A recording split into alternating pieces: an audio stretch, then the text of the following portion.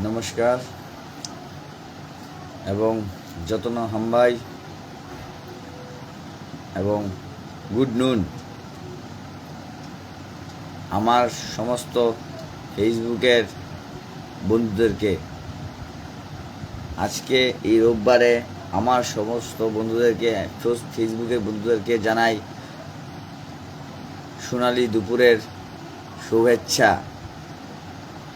আজ কিছু আমাদের আইনি বিষয়ে আলোচনা করার জন্য আপনাদের সামনে আমি উঠে আসতে বাধ্য হয়েছি, কারণ এই যে কাল্পনিক সংখ্যা 10,323 নামে আমরা খ্যাত, কিন্তু আসলে 10,323 কোনো কোর্টও বলে দিতে পারবেন না, কোনো রাজ্য সরকারও বলে দিতে পারবেন না, কোনো দল বলে দিতে পারবেন না যে 10,323 আমরা কিভাবে হলাম। আমি বরঞ্চ বলে দিতে পারবো যে 10,323 আমরা না, কারণ যারা 208-এর বিরুদ্ধে মামলা করেছেন তার মধ্যে 18 জনই চাকরির অবস্থায় রত, এখনও চাকরি করছেন। আবার সায়েন্সের বিজ্ঞান শিক্ষকদের 4 জনের নামে আবার আরও কেস আছে, তারাও নির্দ্বিধায় চাকরি করছে।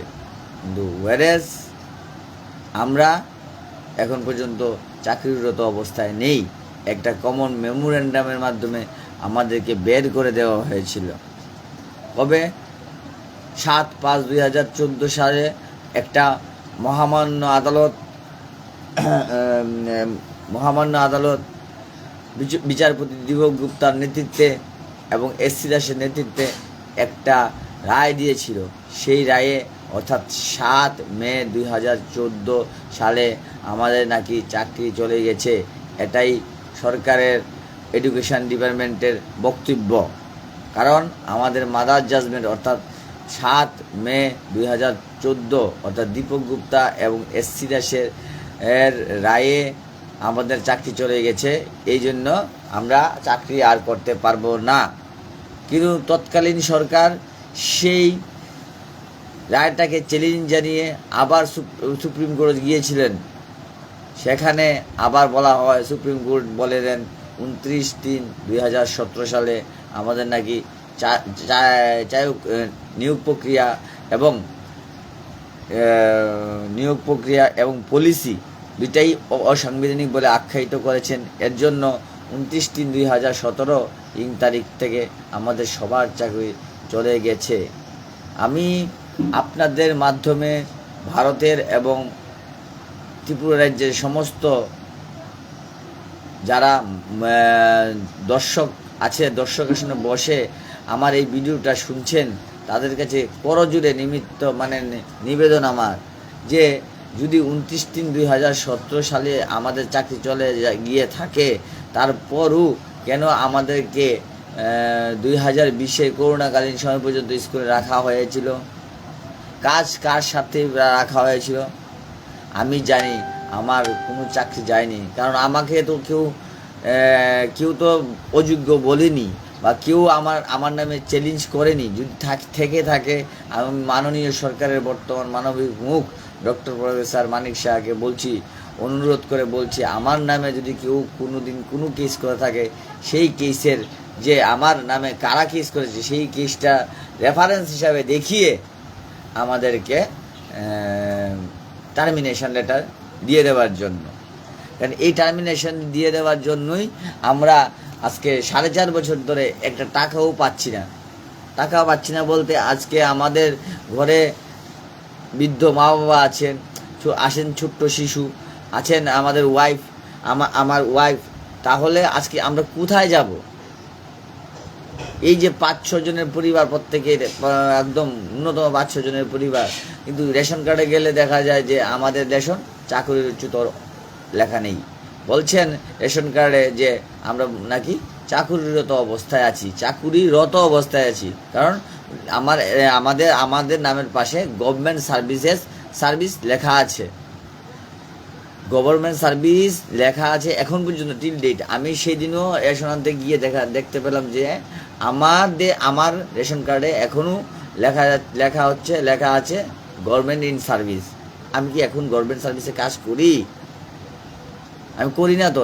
এই রাজ্যের আপামর জনগণের কাছে যারা আমার এই লাইভ দেখছেন বা আগামীতে দেখবেন, তাদের কাছে অনুরোধ থাকবে আমাদেরকে অন্তত এমপ্লয়মেন্ট এক্সচেঞ্জ অফিস থেকে এমপ্লয়মেন্ট কার্ডটা যাটা মানে দিয়ে দেবেন। সবাই সরকারের কাছে একটা মানে আমার একটা অনুরোধ করবেন যে যদি ওনাদের চাকরি গিয়ে থাকে তাদের পুরনো এমপ্লয়মেন্ট এক্সচেঞ্জ কার্ডটা ফিরিয়ে দেওয়া হচ্ছে না কেন। দ্বিতীয় হচ্ছে, আমাদের যদি চাকরি গিয়ে থাকে আমাদের রেশন কার্ডে কেন গভর্নমেন্ট সার্ভিস লেখা থাকবে, কেন অন্য কিছু সাধারণ পিপুলের মতো সাধারণ চাকরিরত নেই। এপিএলই কার্ডটা আমি এপিএলের কার্ডেই নেব, আমার বিপিএলের কোনো দরকার নেই। মাননীয় সরকার বাহাদুর যেটা মনে করবেন সেটাই করবেন। আমার এপিএলই থাক, কিন্তু আমি বিপিএল চাইবো না, আমি সরকারি কোনো সুযোগ সুবিধা চাইবো না। কিন্তু আমাদের যে গভর্নমেন্ট সার্ভিস, এই কথাটা এইখান থেকে উইথড্র করে নিতে হবে। এবার আসছি একটু আইনগত আলোচনার মধ্যে। কারণ আমি এবং আমার অ্যাডভোকেট অমৃতলাল সাহা দীর্ঘ 2.5 থেকে 3 বছর ধরে প্রণবদেবের একটা কেসের মামলায়, আমাদের একজন শিক্ষক প্রণবদেবের কেসের মামলায় প্রায় 2.5 বছর ধরে ফ্রি অফ কস্টে নিঃস্বার্থভাবে মানে আমরা আমাদের কোশিশ জারি রেখেছি, চেষ্টা জারি রেখেছি। এই চেষ্টার পরেও এই হলো 893/2022 প্রায় 24 শেষে গেছে, 24-এ 2.5 বছর হয়ে গেছে, যে 24 শেষে গেছে, 24-এ আজকে মে মাস প্রায় শেষ হতে চলছে। আপনাদের দেখায় যে আমি এবং আমার অ্যাডভোকেট অমৃতলাল সাহা, আমাদের লার্নেড অ্যাডভোকেট অমৃতলাল সাহা একটা চেষ্টা করেছিলাম। এটা সম্ভবত সেপ্টেম্বর মাসে 2022 সেপ্টেম্বর মাসে 2.5 বছর 3 বছর ধরে একটা কেসের ভিতরে আমি এবং আমার স্যার অ্যাডভোকেট অমৃতলাল সাহা কাজ করে যাচ্ছি, কিন্তু একটা পয়সাও আমরা দুইজন কেউ কারোর থেকে নিইনি। বরঞ্চ সঠিক রাস্তা হয়তোবা আমরা দেখিয়ে দিয়েছি, কিন্তু কেউই আমাদেরকে মানতে রাজি নন। ঠিক আছে, আপনাদের মন মতো মর্জি করুন। এই যে Pranab Deb versus state of Tripura, Pranab Deb versus state of Tripura, দেখুন, আবার দেখুন, না হলে আবার দেখতে পারেন। 893 of 2022 Pranab Deb versus the state of Tripura. 893 of 2022 Pranab Deb versus the state of Tripura. এই কাজটা করার পরে 2.5 বছর এই কাজটা করার পরে আমাদের 3 সদস্যের বেঞ্চ হলো, ঐতিহাসিক শুনানি হলো। প্রায় আমার অ্যাডভোকেট 1 ঘন্টা 45 মিনিট সওয়াল করলো এবং সেই হিয়ারিংটা লাইভ হলো। ত্রিপুরার ইতিহাসে মানে এই প্রথমবার ত্রিপুরার ইতিহাসে প্রথমবার কোনো লাইভ হলো এবং সারা ত্রিপুরাবাসী এবং শুধু ত্রিপুরাবাসী নয়, সারা ভারতবাসী এই লাইভটা দেখতে পারলো। এখন আপনারা বলুন যে এই লাইভে দেখে যে সবটা কি যুক্তিসঙ্গত ছিল বা ছিল না। আপনারা বলতে ভয় পেলেও সারা ভারতবাসী কিন্তু বলবে, কারণ এটা অলরেডি সুপ্রিম কোর্টের পোর্টালে উঠে গেছে, যেইখানে চিফ প্যাট্রন হচ্ছেন DY চন্দ্রচূড় খুদ নিজেই। তাই এইবার আমরা এই প্রণবদেবের নামে WPC 893/2022 যেই রিট মামলায়, সেই রিট মামলা আমার স্যার আমি খুশি নই। কারণ আমাদেরকে মনে হয়েছে কোনো জায়গায় জোর করে হারিয়ে দেওয়া হয়েছে। তাই আমরা এটাকে রায়ের সঙ্গে যে রিটটা করেছিলাম এর সঙ্গে রায়ের কোনো মিল নেই দেখে এটাকে SLP অনুসারে, অর্থাৎ স্পেশাল লিভ পিটিশন অনুসারে আমরা সুপ্রিম কোর্টে দাখিল করার জন্য প্রতীয়মান হয়েছিলাম। যাই হোক, সবাই সবাই চাইছিল একটা এই রিটের পরিবর্তে একটা এসএলপি হোক, কিন্তু এসএলপি করতে গিয়ে দেখা গেছে যে এই এসএলপি কারা করে, আগে এই জিনিসটা ভালো করে বুঝুন, এই জিনিসটাই আগে ভালো করে বুঝুন, ভালো করে বুঝুন এই জিনিসটা। Please concern me about this matter, please. SLP হলো স্পেশাল লিভ পারমিশন, অর্থাৎ কি আমি যা আমার রিটে প্রশ্ন করেছি, অর্থাৎ এই যে প্রণবদেবের রিটটা কি প্রশ্ন করেছিলাম আমরা ঠিক জানি, আমি এবং আমার স্যার ঠিক জানি কি লেখা আছে, আমাদের রায় কি এসেছে এবং আমরা কি বানিয়েছি এটা কিন্তু আমিও জানি, স্যারও জানে। তো এই রিটটাকে কিন্তু চ্যালেঞ্জ জানিয়ে এসএলপি করা হয়েছে সুপ্রিম কোর্টে। প্রণবদেব এটা দাখিল করা হয়েছে, যদি আমি ভুল না বলে থাকি, 14 ডিসেম্বর 2023 সুপ্রিম কোর্টে। তখন ভ্যাকেশনাল 15 ডিসেম্বর 2023, কারণ তখন ভ্যাকেশনাল কোর্ট ছিল, তখন আমি আর স্যার গিয়েছিলাম দিল্লিতে। কারণ এসএলপি স্পেশাল লিভ পিটিশন মানে কোনো একটা রিট মামলা যদি কেউ ডাইরেক্টলি ইনভলভ থাকে, অর্থাৎ প্রণবদেব অর্থাৎ আমাদের প্রণবদা একাই রিট পিটিশনের মালিক, অর্থাৎ সিগনেচার দিয়েছেন একাই, সিগনেচার দিয়েছেন মানে উনি একাই রিট পিটিশনের মালিক। এইবার ওনার পক্ষ থেকে যেটা আমরা রিট করেছি আমি আমার স্যার, সেই রিটের এবং রায়টাকে তিনি মানতে পারছেন না। আলটিমেটলি উনি কি বুঝতে পেরেছেন বা বুঝাতে চেয়েছেন আমি জানি না, কিন্তু রিটটা আমরা করেছি, রিটটার উত্তরটা যেটা এসছে সেটা আমরা মানতে পারছি না। অন্তত অ্যাডভোকেট সাহেব, অর্থাৎ আমাদের যে অ্যাডভোকেট স্যার মাননীয় শ্রী অমৃতাল শাহ এবং শান্তনু ভট্টাচার্য, আমি আর স্যার কিন্তু মেনে নিতে পারছি না। আমাদের তৈরি করা হলো, এই হলো রিট, এই হলো রায়, this is the verdict, this is the writ and this is the verdict.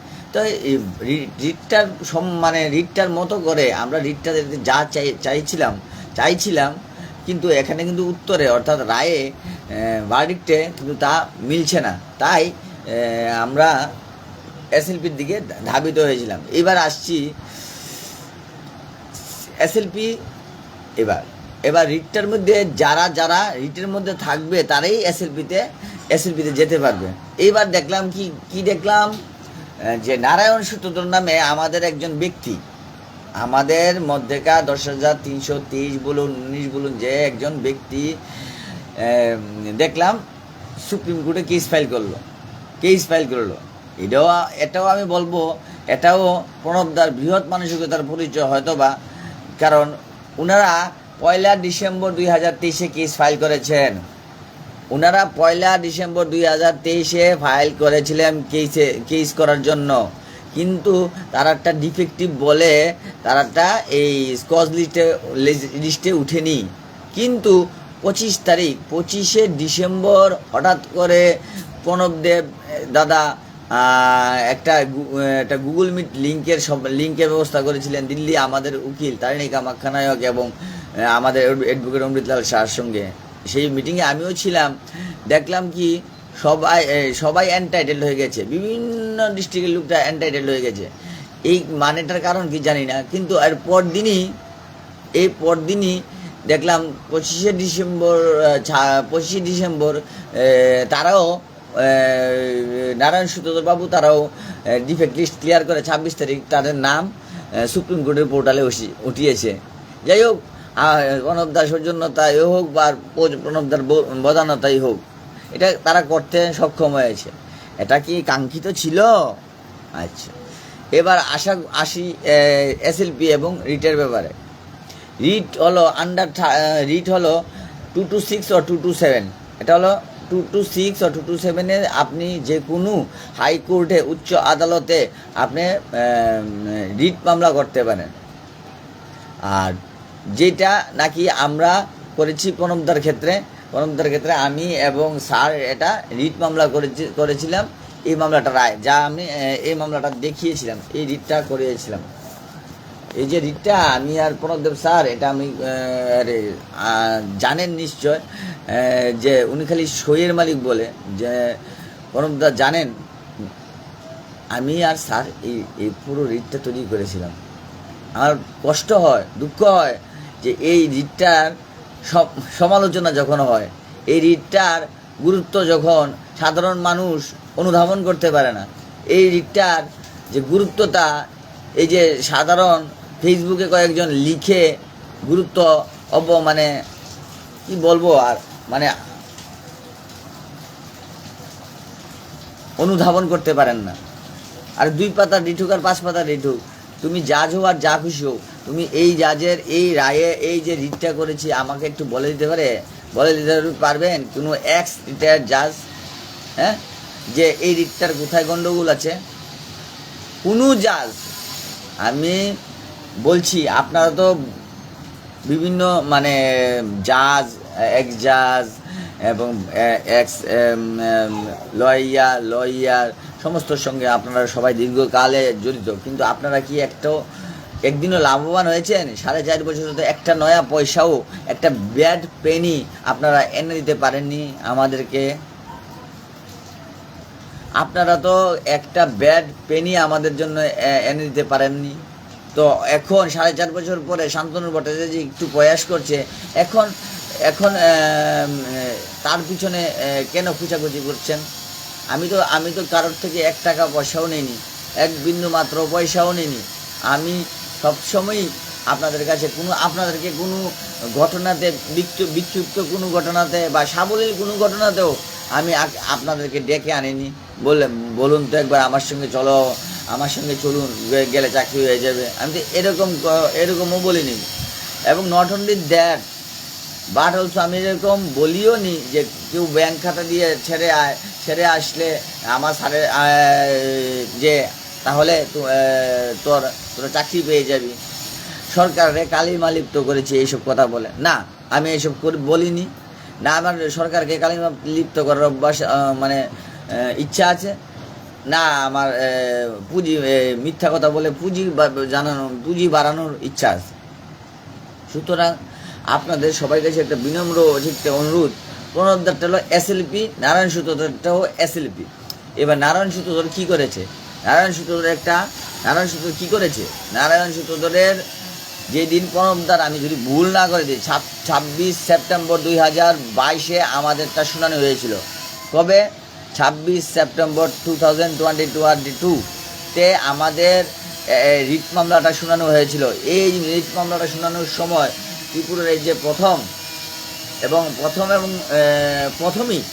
প্রথমেই এই 3 জনের জজ বসেছেন এবং এটাকে এই কোর্টের হিয়ারিংটাকে এটা সবাই ইউটিউবের মাধ্যমে সবার কাছে, প্রত্যন্ত অঞ্চলের মানুষের কাছে পৌঁছে দিয়েছেন। কিন্তু কেন এবার শুনতে দেখা যায় যে নারায়ণবাবুকে যে আমরা দোষে নাকি ওনার উকিল জানে কি সময় পায়নি। তো উকিল যদি সময় না পায়, দেখে আমার কি করার আছে বা আমার স্যারের কি করার আছে? বরঞ্চ আমি বলছি আপনার উকিল সাইডে বসেছিল, একটা জলের বোতল চেয়েছিল আমাদের স্যার, একটা কাস্ট হিসাবে 77 ইয়ার্স ওল্ড একজন বৃদ্ধ উকিল হিসাবে, যে কিন্তু আপনার জলের বোতল পর্যন্ত এগিয়ে দেননি আপনাদের সেই ভালো মার্কা উকিল। আরেকটা লক্ষ্য করে থাকবেন, সবাই লক্ষ্য করবেন, এই ভালো মার্কা উকিল এনেছেন নারায়ণবাবু, সেই ভালো মার্কা উকিলের শুনতেই যাননি, 2 মিনিট শুনতে চাননি। অনেকে বলবেন যে আপনারটা আগে শুনে গেছেন বলে আমারটা আসছে। হ্যাঁ, আমারটার মধ্যে এরকম জিনিস আছে বলেই তো আমারটা আগে শোনা হয়েছে, আর আপনাদের কিছু নেই বলে তো শোনা হয়নি। তাহলে দেখুন SLP আর রিটের মধ্যে পার্থক্য। দেখুন প্রণবদেব একজন মাত্র SLP হোল্ডার হতে পারবেন। SLP হোল্ডার, দামি SLP কী অসুবিধা আমি জানি না। প্রণব দাদাকে যদি হেল্প করতে চায়, প্রণব দাদা আমাদেরকে বলতে হবে যে আমাকে হেল্প করতে হবে, কারণ SLPতে চলতে হবে, এটা আলাদা বিষয়। কিন্তু আপনাদের বুঝিয়ে বলি যে প্রণবদেব একলা বা নারায়ণ সূত্রধর উইথ 164 কিচ্ছু করতে পারবে না। যেই রকম নারায়ণ সূত্রধর 165 জন, টোটাল মিলে 165 জন যেরকম রিটটা নিয়ে গিয়েছে, এটার মধ্যে শামসুদ্দিন, ইলিয়াস ভাই, এরপরে ইলিয়াস দা, শামসুদ্দিন দা, ইলিয়াস দা, উত্তম দে এবং বিজয় কৃষ্ণ সাহা সবাই যেরকম আছে, অর্থাৎ পিছনে থেকে গেম খেলার চেষ্টা করছে। অর্থাৎ শামসুদ্দিন বাবু আছে, শামসুদ্দিন দা এখানে, ইলিয়াস দাও আছে, বিজয় দাও আছে, উত্তম দাও আছে। আরে বাবা, সবাই আছো যখন, তোর সাহস করে সবাই গুল মিলিয়ে খেলো না। তোমাদের তো বড় শক্তি। এখানে তো প্রণবদার একজন মামলা, প্রণবদা একজন মামলা। প্রণবদা তো কয়টা মামলাতে, মানে কত টাকা দিলে এই মামলাগুলো চলতে পারবে? At least 1 lakh, at least 1 lakh. এটাও তো কারোর বদান্যতা হতে হবে। কারণ সুপ্রিম কোর্টের কোনো উকিল 1 লাখ দিয়ে, হ্যাঁ, আপনারা খুব ভালো করে জানেন। এবার আপনারা কেন 165 জন হয়ে থাকা সত্ত্বেও 165 জনের 1000 করেও দিলেও তো 1,65,000, আপনাদের তো ফাইন্যান্সিয়াল প্রবলেম থাকে না। আপনারা বিজয় দাও এখানে আছেন, ঊনকোটি শামসুদ্দিন দাও আছেন, ইলিয়াস দাও আছেন এবং উত্তম দেও আছেন। আমি যাদের নাম দেখলাম তাদেরকে বললাম আর কি, তাদের সঙ্গে তো আমার প্রাক্তন সম্পর্ক। আমি বলছি এবার আর কেন দাদা এসএলপি করেছেন? এসএলপির মধ্যে কি নাম ঢুকানো যায়? না, দামি এসএলপি করলেও নাম ঢুকানো যায় না। দামি এসএলপি করার দরকার কি? দামি এসএলপি করার দরকার নেই তো। আমি তো এই ফেসবুকের মাধ্যমে আমি প্রণবদাকে বলতে চাই, কেন আগে তো বিজয় কৃষ্ণ সাহা, আগে তো অজয় দেববর্মা এবং কি বলে অজয় দেববর্মা, বিজয় কৃষ্ণ সাহা, যারা কেস করেছে তাদের কাছে কি আমরা নাম খুঁজতে চেয়েছি কোনো সময়? আশিস দর, মানস ভৌমিক, শিশির পাল, আমরা কি কোনো সময় নাম খুঁজতে গিয়েছিলাম? এখন যে নাম নিয়ে পারাপারি চলছে, এটা কে তৈরি করেছে? আমি বলবো আপনারা তৈরি করেছেন। আপনারা ডিউ টু ইউ আজকে এই দশা হয়েছে 10,319-এর। আপনাদের কারণে কোনো আইন নিয়ে ভাববার সুযোগ নিতে পারছি না। কিসের জন্য? শুধু এতজন পার্টি হয়েছে, আর কিসের পার্টি? কার পার্টি হলে তো আমাদের রিট মামলা হবে পার্টি। যেরকম 9 জনের পার্টি, আর যেই জন্য একজন দাদা আরেকজন বড় দাদার বাড়িতে গিয়ে হুমকি দিয়ে আসছেন বলে একজন বড় দাদা আমার কাছে কমপ্লেন করেছিলেন। যদিও এই দাদা বিশাল করে বিলন্স করে, কিন্তু এই দাদা এখন আমার ফোন ধরেন না, যে ফেসবুকে থেকে আমাকে বের করে দিয়েছেন। আমার কথা হয়েছে যেই দাদা বাড়িতে গিয়ে থ্রেটেনিং দিয়ে এসছেন এবং যে দাদা দিয়ে এসছে সব তো পিজিডির মহল। এবার পিজিডির তারা বলুক না, পোস্ট গ্রাজুয়েট শিক্ষকরা, টিচাররা, অর্থাৎ স্নাতকোত্তর শিক্ষকরা যে একটা প্রেস মিট করেছে এবং এক দাদা সোনামুরার থেকে এসে আরেক দাদার বাড়িতে বিশালগড়ে ওই দাদার বাড়িতে থ্রেট দিয়ে এসছে। আপনারা আগে বলুন না, আপনাদের তো সময় 8 মে 2024 শেষ হয়ে যাওয়ার কথা। 3 মাস। ফেব্রুয়ারি 8 তারিখ সময় দিয়ে কোর্ট রায় দিয়েছে। মার্চ, এপ্রিল, মে 8 তারিখ, আজকে কয় তারিখ? শেষ তো আপনার সময়। চাকরি কি গভর্নমেন্ট আপনাদেরকে দিয়েছে? জবাব কিন্তু একদিন তোমাদের করতে হবে। তাই অতএব বলছি, সাধু সাবধান, জবাব কিন্তু তোমার দিতে হবে। তোমরা যা করছো তার জবাব কিন্তু দিতে হবে। আরেকজন আছেন, মানে এই যে আমি তাহলে বলতে চাই তাদের কাছে, যারা প্রেস কনফারেন্স করেছিলেন, ময়নাল হোসেন এবং শ্যামল দে, প্রদীপ দেব, তাদের কাছে বলতে চাই, শ্যামল দাকেও বলতে চাই যে এটা তো judgment in personam or rem, ঠিক আছে তো? হ্যাঁ, এটা judgment in personam, judgment in rem না তো জাজমেন্ট ইন পার্সন নেম হলে আপনার কি চাকরি হবে না তো? তবু 3 জনের হয়নি 3 জনের হয়নি এখন পর্যন্ত। হয়নি কারণটা আপনাকে আমি দেখিয়ে দিই। একবার আমরা মরেছি 7/5/2014 দীপক গুপ্তার রায়ে। দ্বিতীয়বার রায়ে কোন রায়ে মরলাম? 29/3 2017। এখানে সাক্ষী এইখানে আদর্শ কুমার গোয়েল, উদয় মশল গেছে মরলাম। এরপরে মারা গেলাম কোথায়? বিজয় শাহ কৃষ্ণের করা মামলায় 1040/2019, যেটা বেড়েছিল 3 আগস্ট 2019। এরপরে মারা গেলেন কবে? অজয় বর্মার কেসে 5 আগস্ট 2020। অজয় বর্মার কেসে এইবার মরলেন কই?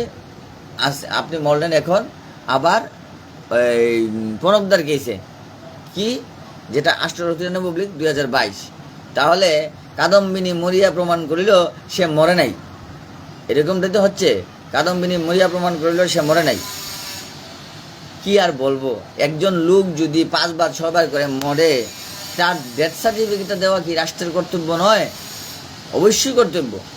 কিন্তু আমাদের ভিতরে যে বিভেদ, ঐক্য, বিভেদ মানে এরকম, আমি নেতা, আমি স্রষ্টা, 10টা কর্মকর্তা সব হতে পারবেন যদি সরকার আপনাদেরকে যদি চাকরিটা, এবং সরকার এবং কোর্ট যদি আপনাদেরকে চাকরিটা দিয়ে দেয়। কিন্তু আপনাদের প্রচেষ্টাটা হতে হবে কিন্তু নিঃস্বার্থ এবং স্বচ্ছ, জলের মতো স্বচ্ছ, মলিন। আমি তো বলতে পারবো না যে পিজিটির আর এসএলপি, দুটা এসএলপির মধ্যে 165 জন আর একজন 166 জন, 166 জনকে বাদ দিয়ে আমি আর কেউ ঢুকাতে পারবো না। এসএলপি হলো লিমিটেড সার্কামস্টেন্সেস, এসএলপি হলো সীমানা লিমিটেড। কারণ আমার যে অর্থাৎ স্যারের এবং আমার ঐকান্তিক প্রচেষ্টা যেই রিটটা তৈরি করা হয়েছিল, সেটাকে চ্যালেঞ্জ জানিয়ে প্রণবদেব দিয়েছিল। তো অতএব প্রণবদেব কিন্তু এই কেস নাম্বারটাতে দেখিয়ে আগু করবেন বা করেছেনও, বিবাদত্ত মুখিজা করেছেনও। কিন্তু নারায়ণ সূত্রধর কি এরকম লিখলো যে হঠাৎ করে নারায়ণ সূত্রধর উকিলও বুঝতে পারছে না, কি বুঝতে পারছে না, চুপ করে বসে আছেন উনি। তো এইবার নারায়ণ সূত্রধরের উকিলকে সময় দিয়েছেন মোহনাকে আরও 2 মাস, 8 তারিখ অবধি জুলাইয়ের, এবং প্রণবদাকে সময় আবার ট্যাগ করে দিয়েছে জুলাই মাসে 8 তারিখ, অর্থাৎ সিমিলার ম্যাটার বলে। তাহলে আপনারা একটু বলুন, আমাদের কি এই 2 মাস ঘরে বসে থাকতে হবে?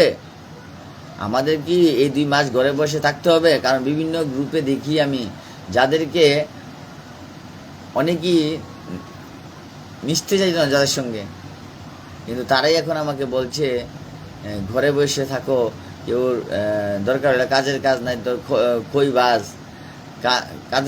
কাজের কাজ নাই তোর খইবাজ। আবার অনেকেই লেখছে যে ডালে মিশাইয়া আমি নাকি ঘরের গুণাত বুয়া মিশাইতাম আর চাল এবং ডালগুলি আলাদা করতাম। আমি নাম বলে দিতে পারি।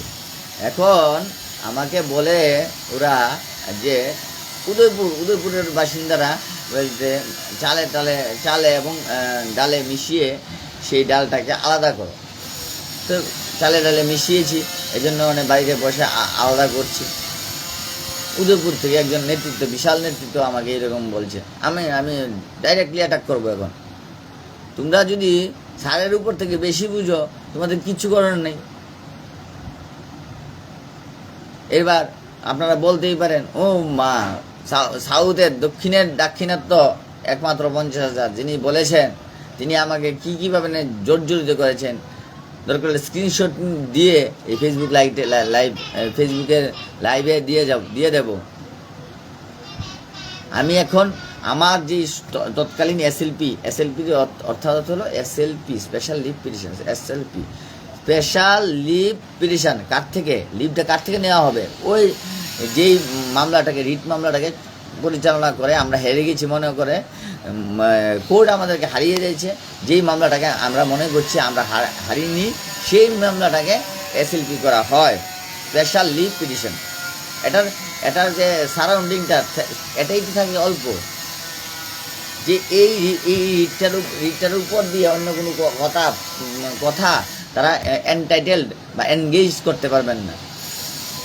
অর্থাৎ আমি আর স্যারে 2022 সেপ্টেম্বর মাসে যে রিটটা জমা দিয়েছিলাম, 2022 ভুল না করে থাকি, 2022 সেপ্টেম্বর মাসে যে জমা দিয়েছিলাম 893/2022, যেটার রিট পিটিশনার হচ্ছে 226, সেই রিট পিটিশনটা কিন্তু শেষ হওয়ার পরে এসএলপিতে পরিণত হয়েছে। এবার এসএলপিতে কিন্তু আর ঢুকানো যাবে না, কারণ এসএলপি অর্থাৎ স্পেশাল লিভ পিটিশন, এই যে আমাদের রিটটা করা, আমার স্যারের রিটটা যে করা আছে, এই যে এই রিটটাকে নিয়েই প্রণব দাদা এসএলপিতে গিয়েছেন। এই রিটটাকে নিয়ে এই রিটটার উপরে চ্যালেঞ্জ করে যেতে হবে প্রণব দাদাকেও। কিন্তু আপনি নারায়ণ সূত্রধর কী করছেন? শুধু মানুষকে ব্যতিব্যস্ত করে দিচ্ছেন। কি 7 লাখ 8 লাখ, কার যুক্তি বুদ্ধিতে? শুনুন, অভিজিৎ বাবু আপনাকে যুক্তি বুদ্ধি দিচ্ছে, এটা মানুষ খাইবে, আমি খাই না। মানুষ খাচ্ছে এটা। দিল্লির অভিজিৎ বাবু এসে আপনাদেরকে মানে সব বুদ্ধি দিয়েছে। না, মানুষ মানুষ যদি বুঝেও থাকে বা মানুষ যদি নাও বুঝে, আমি কিন্তু বুঝি কাদের ইশারায় আপনি চলেন। যাই হোক, সে আলাদা কথা, চললে চলবে, না চলে নাই। কিন্তু আপনারা কি আপনার রিটটাতে কি আপনাদের কিছু পয়েন্ট রেখেছিলেন? রাখেননি তো। পিজিটি রাইটার রেখেছিলেন, এরপর প্রণবদার রাইটার রেখেছিলেন, রাখেননি তো আপনারা।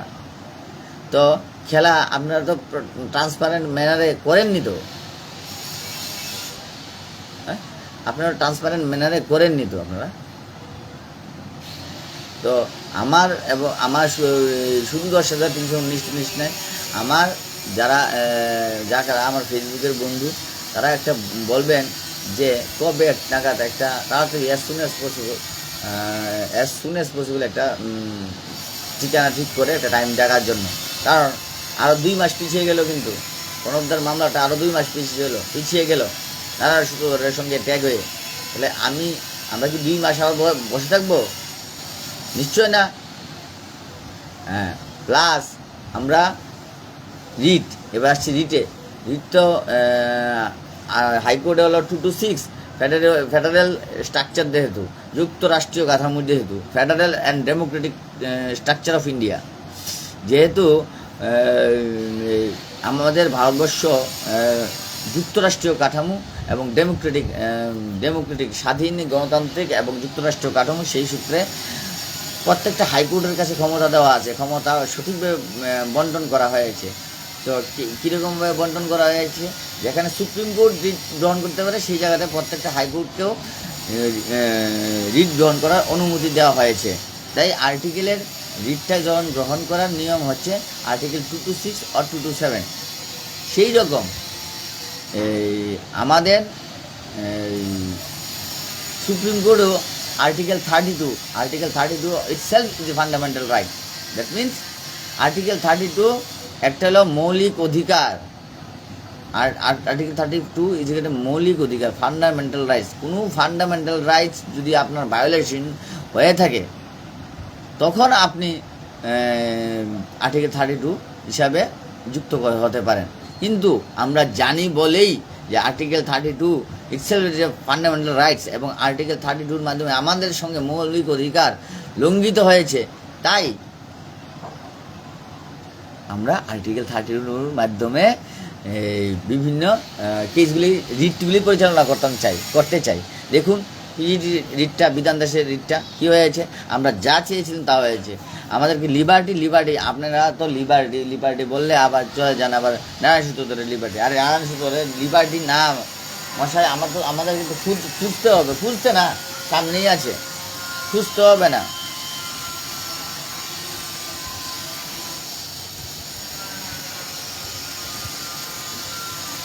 যাক, আপনাদেরকে আমি নেক্সট যদি বলেন নেক্সট সেশনে আমি আপনাদেরকে দেখিয়ে দিতে পারবো নারায়ণ সূত্রধরের মামলার রায়টা কী ছিল। আমরা আমি দেখিয়ে দেবো। নারায়ণ সূত্রধরকে কোনো সময় লিবার্টি দেননি সুপ্রিম কোর্ট। নারায়ণ সূত্রধরকে অপটেটিভ সেন্টেন্সে you may go to the high court 226, আর আমারটাকে বলেছেন হাইকোর্টে রিট হিসেবে ঢুকবে, আর এবং রিটটা শুধু হাইকোর্ট যদি নাও শুনে সেই ডিফেক্টগুলি, তখন আমরা সুপ্রিম কোর্টে রিট হিসেবে ঢুকতে পারবো। এখন তো কেউ কিছু বলছে না, সব পিজিডিরা সবাই চুপচাপ, সবাই চুপচাপ। এখন আমরা কি এতক্ষণ ধরে বসে থাকবো? এই 2 মাস, যে 2 মাস নারায়ণ সূত্রধর এবং প্রণবদেবের কেসটা ট্যাগ করে, যেটা 8 তারিখ গেছে, 28শে জুলাই, 8 জুলাই, তা এতক্ষণ ধরে বসে থাকবো আমরা? নাকি আমাদের যে পিজিডি রিটটা সুন্দর করে বেরিয়ে এসছে, হাইকোর্টে এসছে, রিটটা হাইকোর্টে আসবে না ওইখানে থাকবে, রিটটা এইখানে থাকবে না উপরে বেঁচে যাবে? আমি জানি না, জজের হাতে কলম। আমি শুধু চেষ্টা করে যাচ্ছি সৎ মনে, কলমটা কিন্তু জজের হাতে। আমরা চেষ্টা করে যেতে যাই, আমাদের চেষ্টাটা কিন্তু আমাদের চেষ্টাটা কিন্তু একদম সর্বাঙ্গীন। আমি কিন্তু কারোর থেকে টাকা নেইনি, সর্বাঙ্গীন স্বেচ্ছায় আমি কাজ করে যাচ্ছি। আর স্যারকে মানুন, আশা করি আপনাদের ভবিষ্যৎ উজ্জ্বল হবে। ধন্যবাদ, ভালো থাকবেন সবাই।